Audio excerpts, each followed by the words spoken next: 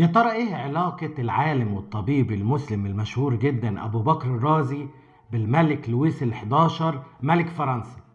الملك لويس الحداشر حكم فرنسا لمدة 22 سنة، من سنة 1461 وحتى عام 1483. الملك لويس الحداشر ده بقى كان بيخاف قوي على صحته، وعلى طول مضطرب وقلقان ان هو لازم صحته تكون كويسة جدا جدا. تخيل بقى ان هو ملقاش في كل اوروبا حد يساعده الا كتب الرازي.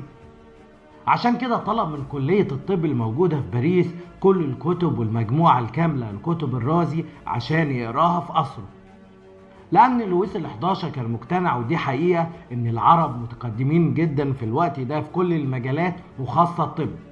تخيل بقى إن الكلية طلبت تاني من الملك لويس الحداشر إنه يرجع كل الكتب اللي استعارها للكلية، وده لأن مفيش غير نسخة واحدة موجودة، وكل طلاب الطب وكل العلماء بيستفيدوا من كتب الرازي. ودي بقى كانت حكاية سريعة بتظهر لنا قيمة العلماء العرب المسلمين في زمن جميل فات.